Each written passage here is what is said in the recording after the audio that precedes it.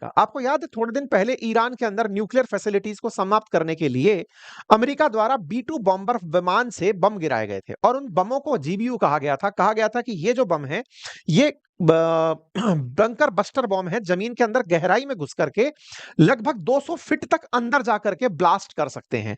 यानी कि अंडरग्राउंड में भी अगर कोई न्यूक्लियर फैसिलिटी बनी हुई है तो उसे ब्लास्ट कर सकते हैं। बी-2 बॉम्बर बमों को इसीलिए रिकॉग्नाइज किया गया था। जिन बॉम्बर के बारे में बात किया गया था अमेरिका के द्वारा, उनकी रेंज 60 मीटर की थी।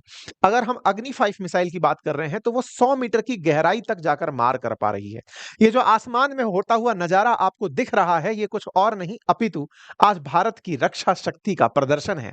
आज भारत के उड़ीसा में चांदीपुर रेंज से कुछ इस तरह के नजारे देखने को मिले, जब अंतरिक्ष में लगभग 5000 किलोमीटर की ऊंचाई पर डीआरडीओ द्वारा विकसित अग्नि 5 मिसाइल ने अपना कारनामा दिखाया और हेडलाइंस कुछ इस तरह से बनी। Agni 5 intermediate range missile successfully test fired. आपको जानकारी के लिए मैं बता दूं कि ये इतनी दूर तक मार कर सकती है कि यहां से बैठे बैठे आप बीजिंग को भी या तुर्की को भी या ईरान को भी मार्क कर सकते हैं। पाकिस्तान जो कि भारत के बिल्कुल पड़ोस में है, उसकी तो खैर जद ही क्या है। अब हम दुनिया में इंटरकॉन्टिनेंटल तक मार कर सकते हैं, यूरोप तक इसकी वजह से मार करने में अब हम कामयाब हो सकते हैं।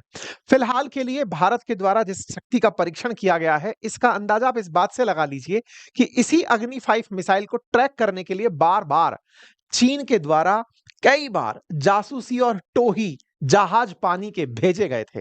आपको याद होगा चाइना का जो वांग मिशन था, वांग युआंग वांग 5 करके जो जहाज आता था, वो अक्सर इसी को ट्रैक करने आया करता था कि भारत कहीं इसका परीक्षण ना कर ले।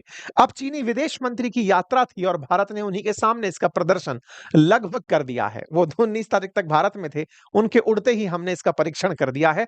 बुधवार को इसकी सफल टेस्टिंग फ्लाइट हमने कर दी है। Multiple independently targetable re entry vehicle technology से ये लैस हमारी अग्नि 5 मिसाइल ये एक साथ कई टारगेट को भेद सकती है। अग्नि 5 में 5-5 हजार किलोमीटर की रेंज को दर्शाता है। पाकिस्तान, चीन, तुर्की जैसे देश अब इसकी क्षमता में आते हैं। आप यहां पर तस्वीरें देखकर अंदाजा लगा सकते हैं कि किस प्रकार से यह मिसाइल अंतरिक्ष में छूमंतर होती हुई दिख रही है। साथियों, इस मिसाइल की रेंज भले ही 5000 किलोमीटर हो, इसकी गति जानकर आप हैरान रह जाएंगे। यह आवाज की गति से 24 गुना तेजी से लगभग 30,000 किलोमीटर प्रति घंटे की रफ्तार से उड़ने में सक्षम है। यानी कि अपने लक्ष्य तक पहुंचने में यह किस हद से और किस तेजी से चलती है, इसका अंदाजा आप इन किलोमीटर्स को सुनकर लगा सकते हैं। डीआरडीओ के द्वारा जिस मिसाइल का परीक्षण किया गया, यह असल मायने में स्ट्रेटेजिक फोर्स कमांड के अधीन किया गया। अब ये स्ट्रेटेजिक फोर्स कमांड क्या है? भारत के प्रधानमंत्री के नेतृत्व में स्ट्रेटेजिक फोर्स कमांड काम करती है, जो न्यूक्लियर कैपेबिलिटीज को होल्ड करती है। अर्थात कल को अगर हमें परमाणु बम चलाना हो तो ये स्ट्रेटेजिक फोर्स कमांड सबसे पहले उस पर कार्रवाई करेगी। पृथ्वी मिसाइल सिस्टम के 2003 में इंट्रोड्यूस होने के बाद से स्ट्रेटेजिक फोर्स कमांड एग्जीक्यूशन में है और इसी के एजेस में इस काम को करा गया है। कहां से लॉन्च किया गया था? उड़ीसा के अंदर चांदीपुर रेंज से इसको लॉन्च किया गया था, बंगाल की खाड़ी के तट पर। जनरली जब पानी के किनारे इस तरह का परीक्षण होता है तो पानी के आसपास के क्षेत्रों में नोटम जारी कर दिया जाता है, यानी कि इस समय पर कोई भी गतिविधि अगर हो तो उन्हें सूचित रहे कि हम परीक्षण करने जा रहे हैं। भारत के द्वारा जिस तरह से इस स्ट्रेटेजिक फोर्स कमांड के तहत इस काम को किया गया, ये ट्राई सर्विस कमांड है जो कि तीनों सेनाओं से मिलकर बनी है और ये देश के न्यूक्लियर फोर्सेस को साथ में रखते हुए न्यूक्लियर कमांड अथॉरिटी के अधीन काम करती है।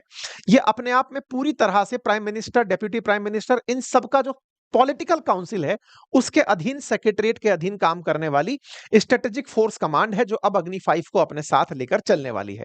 आप इस रेंज को देखकर अंदाजा लगा सकते हैं कि लगभग यूरोप के किनारे तक भी भारत अब इससे मार कर सकता है, जिसे देखकर आप अंदाजा लगा सकते हैं। इधर की तरफ हम दक्षिण के अंदर आसियान कंट्रीज को टारगेट कर सकते हैं, गल्फ कंट्रीज को, चाइना को, जापान को। अब ये सब इसकी रेंज में आने वाली मिसाइलें हो गई हैं। मिसाइलों के बारे में मैं आपको बता दूं, मिसाइलें चलने की क्षमता के आधार पर कि कहां से चलाई जा सकती हैं, रेंज के आधार पर, चलने के तरीके के आधार पर कि सीधे जमीन के समानांतर जाएंगी कि परवलयाकार पथ में जाएंगी, इस आधार पर कई प्रकार की होती हैं। ऐसे में सरफेस टू सरफेस मिसाइलों को हमने कुछ इस तरह से वर्गीकृत किया हुआ है। सरफेस टू सरफेस के साथ-साथ जब रेंज की बात आती है, तो जब मिसाइलें एक कॉन्टिनेंट से दूसरे कॉन्टिनेंट जाने की क्षमता रखें, तो उन्हें आईसीबीएम श्रेणी में रखा जाता है। ये आईसीबीएम श्रेणी के अंदर रखने वाली मिसाइलें 5000 किलोमीटर से ऊपर की मानी जाती हैं। ऐसे में इंटरमीडिएट रेंज बैलिस्टिक मिसाइल और इंटरकॉन्टिनेंटल बैलिस्टिक मिसाइल्स को उच्च क्षमता की मिसाइल कंसीडर किया जाता है। भारत के द्वारा इंटरकॉन्टिनेंटल बैलिस्टिक मिसाइल में अग्नि 5 नामक मिसाइल रखी जाती है। फिलहाल ये 5000 किलोमीटर की रेंज तक मार कर रही है। भारत इसका 2012 से परीक्षण कर रहा है। फिलहाल जो परीक्षण हुआ है, ये सबसे उन्नत किस्म का परीक्षण माना जा रहा है। कहा जा रहा है कि ये अपने साथ 7500 किलोग्राम का बंकर बस्टर वॉरहेड, मतलब कि जमीन के गहराई के अंदर जो बंकर बनाए हुए होते हैं, उनको जाकर के फोड़ सकती है, ऐसा 7500 किलोग्राम का वॉरहेड ले जाने में सक्षम है। जो जानकारी मीडिया में निकल कर आ रही है, अगर वो सही है, तो ये किसी कारनामे से कम नहीं है। जमीन में 100 मीटर की गहराई तक जाकर दुश्मनों के nuclear system, radar system, control centre और हथियार स्टोरेज को नष्ट करने की क्षमता रखती है। अब आप कहेंगे कि क्या मतलब है इसका? आपको याद है थोड़े दिन पहले ईरान के अंदर न्यूक्लियर फैसिलिटीज को समाप्त करने के लिए अमेरिका द्वारा बी-2 बॉम्बर विमान से बम गिराए गए थे और उन बमों को जीबीयू कहा गया था। कहा गया था कि ये जो बम है, ये बंकर बस्टर बॉम्ब है, जमीन के अंदर गहराई में घुस करके लगभग 200 फीट तक अंदर जाकर के ब्लास्ट कर सकते हैं। यानी कि अंडरग्राउंड में भी अगर कोई न्यूक्लियर फैसिलिटी बनी हुई है, तो उसे ब्लास्ट कर सकते हैं। बी-2 बॉम्बर बमों को इसीलिए रिकॉग्नाइज किया गया था।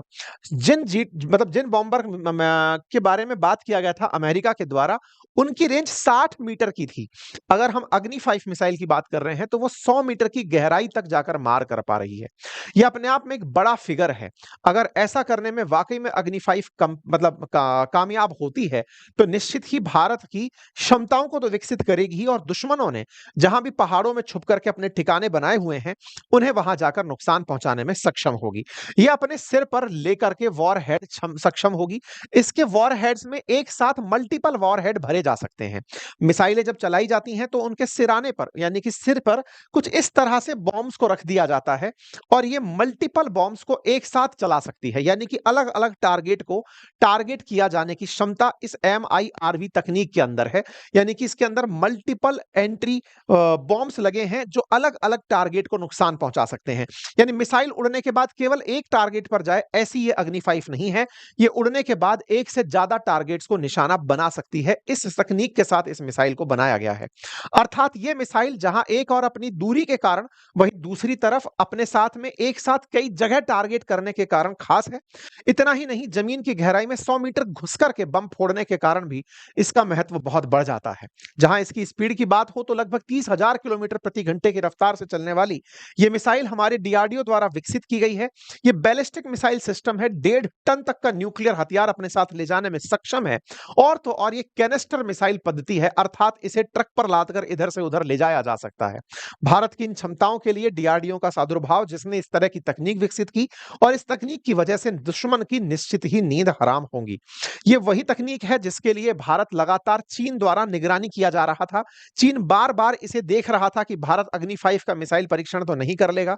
भारत उसको करने में सक्षम हुआ और पाकिस्तान और चीन के लिए चिंता का कारण बना। तभी तो सोशल मीडिया पर लोग हेलो पाकिस्तान लिख करके मजे ले रहे हैं। लोग कह रहे हैं हाय टू पाकिस्तान। लोग अपने-अपने मैसेजेस में लिख रहे हैं hello and hi to Pakistan. कुल मिलाकर के पाकिस्तान को भारत के लोग अब ट्रोल कर रहे हैं। आप में से कुछ लोग पूछ सकते हैं, क्या पाकिस्तान के पास ऐसी मिसाइल नहीं है क्या? कहते हैं ये लोग कि इनके पास शाहीन मिसाइल है, जो कि इनकी आईसीबीएम तकनीक पर आधारित है। लेकिन भारत जिस तरह से दुनिया के सामने स्पष्टता से परीक्षण करता आया है, इनके इस तरह के कोई भी प्रमाण फिलहाल नहीं है। लेकिन हाँ, इनके लिए अब्बा बैठे हैं तो इन्हें पाल ही लेंगे। भारत को अपने दम पर बड़ा बनना है और भारत उस काम में बहुत अच्छे से लगा हुआ है। जहां पाकिस्तान इस ख्वाब के साथ जीता है कि वो भारत को नुकसान पहुंचा सकता है, भारत अपनी क्षमताओं के माध्यम से यह करके दिखाता है कि जिन लोगों को पानी की जरूरत है, पानी के नाम पर वो बम की धमकी देते हैं, उन्हें हमने परीक्षण करके बता दिया कि हमने ये सजाने के लिए नहीं रखे हुए हैं। कुल मिलाकर पाकिस्तान के लिए भारत का यह आईसीबीएम टेस्ट काफी मायने रखेगा। उन्हें यह समझने के लिए पर्याप्त होगा कि भारत इन तमाम परिस्थितियों के बीच में, जहां दुनिया अपने अपने स्तर पर भारत के साथ खेला खेलने में लगी है, भारत अपने स्तर पर तमाम परीक्षण कर रहा है। अर्थात मर्सिडीज ट्रोले को टक्कर मारकर लुढ़का रही रही है। मानते हैं हम कि हम मर्सिडीज हैं, हम कीमती हैं और हम उसी गति से बहुत तेजी से आगे बढ़ रहे हैं। पाकिस्तानियों को भारत की मर्सिडीज मुबारक। फिलहाल के लिए इतना ही। जानकारी अगर आप सभी साथियों को पसंद आई हो तो साथियों से अवश्य साझा करें। चैनल पर नए हैं तो चैनल को सब्सक्राइब कर लें। और सबसे खास बात मेरे प्यारे साथियों, हमने अंकित इंस्पायर्स राजस्थान नाम से एक नया चैनल बनाया है। उस पर एक बहुत ही संवेदनशील विषय जो राजस्थान के लिए बहुत मायने रखता है, बच्चों बच्चों के लापता होने का, वो विषय हमने वहां पर उठाया है। आप उसे अवश्य देखें अगर आप राजस्थान से वास्ता रखते हैं। फिलहाल के लिए इतना ही। और हाँ, यदि आप हमारे जीएस फाउंडेशन कोर्स में एंट्री लेना चाहते हैं, हमारी इंग्लिश मीडियम की साइंस की जो बुक है अगर आप उसे लेना चाहते हैं, इसको फ्लिपकार्ट पर भी अब उपलब्ध करा दिया गया है। हमारी वेबसाइट पर तो उपलब्ध है ही, यूट्यूब के स्टोर में भी हमारी बुक्स उपलब्ध हैं, आप उन्हें ऑर्डर कर सकते हैं। Thank you so much. अपना ख्याल रखें।